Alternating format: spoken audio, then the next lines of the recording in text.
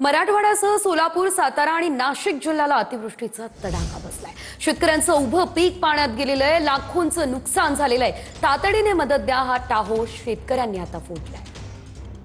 काय करू मुख्यमंत्री साहेब, काय करू?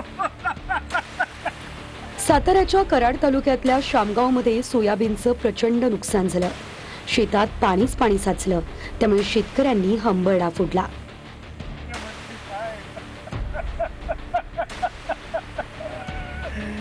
काय करू मुख्यमंत्री साहेब, काय करू? जगावं का मरावं?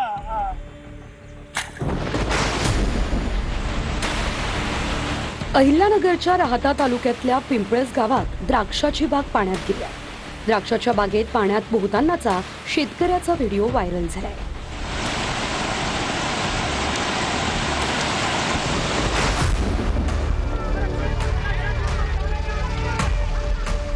नांदेड जिल्ह्यातल्या धर्माबाद तालुक्यातल्या रोशन गावात शेतकऱ्यांनी कुटुंबासह जलसमाधी आंदोलन केलंय।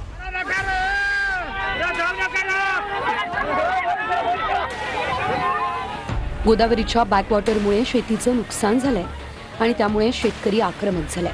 तात्काळ नुकसान भरपाई देण्याची मागणी शेतकऱ्यांनी केली आहे। स्थिती एकदम आवाक्याच्या बाहेर गेलेली आहे, तरी कृपया विनंती आहे शासनाला, प्रशासनाला यावं आणि त्वरित काय होते मदत लेखीद्वारे द्यावी अशी विनंती।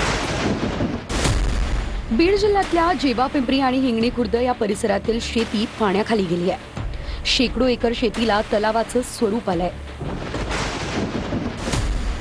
नाशिक जिल्ह्यातल्या येवला, निफाड आणि चांदवड तालुक्यात शेतकऱ्यांचं प्रचंड नुकसान झालंय।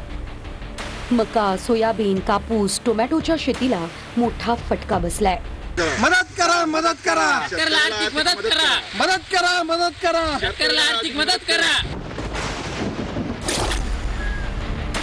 पंढरपूर तालुक्यात अतिवृष्टीमुळे द्राक्षांच्या बागेचं मोठं नुकसान झालं।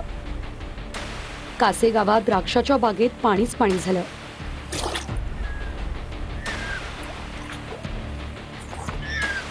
संपूर्ण द्राक्षाची बाग उद्ध्वस्त झाली। लाखो रुपये खर्च करून उभी केलेली द्राक्षांची बाग आता तोडावी लागणार आहे। लातूर जिल्ह्यातल्या बेळसांगवी या गावात शेतीचं मोठं नुकसान झालंय। शेतीत अनेक दिवस पाणी साचून राहिल्यानं पिकं कुजली आहे। सोयाबीनचं पीक पाण्यात वाहून गेलंय। जालना जिल्ह्यातल्या जाफराबाद तालुक्यातील शेती पूर्णतः उद्ध्वस्त झाली आहे।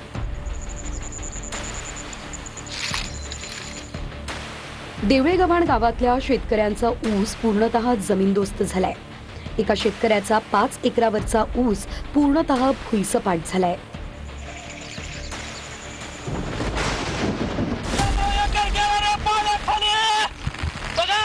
परभणी तालुक्यातल्या पालममध्ये एका शेतकऱ्याची 9 एकर शेती पाण्याखाली गेली।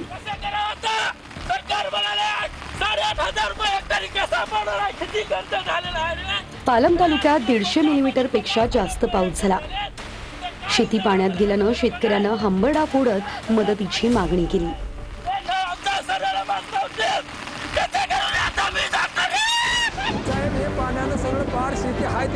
लातूर जिल्ह्यातल्या उदगीर तालुक्यातल्या देव नदीच्या पुरात शेती वाहून गेली। देवर्जन गावात शेती पाण्यात गेलेल्या शेतकऱ्यांनी हंबरडा फोडला। सोयाबीन, तूर आणि ऊस पिकाचं मोठं नुकसान झालं। हे पाण्यानं सगळं पार शेती हाय तेवढी नाहीसं झाली आहे। आता ह्याची न्याय तुम्हीच करा सरकार। आता आम्हाला जगण्याचा काही दिगावा नाही बघा। आता आज जगिलो जगताव, नाही म्हणलो तर जाऊन तळ्यात पडताव। असं आम्हाला इतका त्रास आलाय की आता मरावं का जगावं हे आम्हाला काही सुधारणा गेले। 4 दिवसात 4-5 लाख रुपये दिलं तर बरे नसतात, कशी घेऊन मारणार आहोत?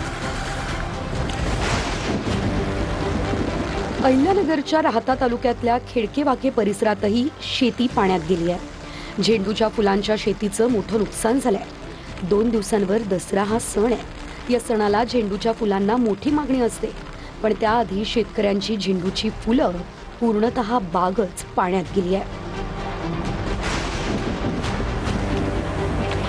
पंढरपूर तालुक्यातील पिराची कुरोली या गावातल्या शेतकऱ्यांना अतिवृष्टीचा फटका बसलाय। शेतकरी उद्धव कौलगे यांच्या 4 एकरावरील शेवग्याच्या शेतीचं लाखोंचं नुकसान झालंय.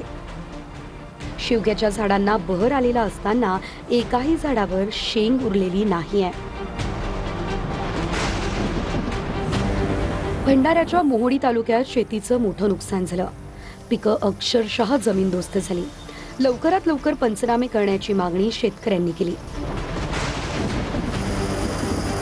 अहिल्यानगर जिल्ह्यातील नेवासा तालुक्यातील नांदूर शिकारी, कुकाणा, तेलकुडगाव या गावात मुसळधार पाऊस झाला.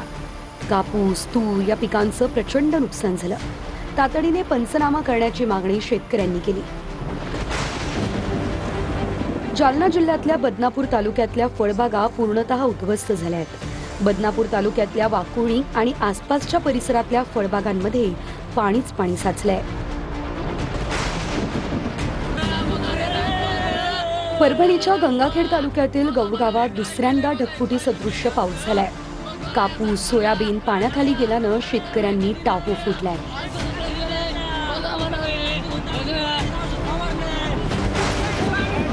परभणीच्या गंगाखेड तालुक्यातील गौड गावात सोयाबीनचं पीक पाण्याखाली गेलंय.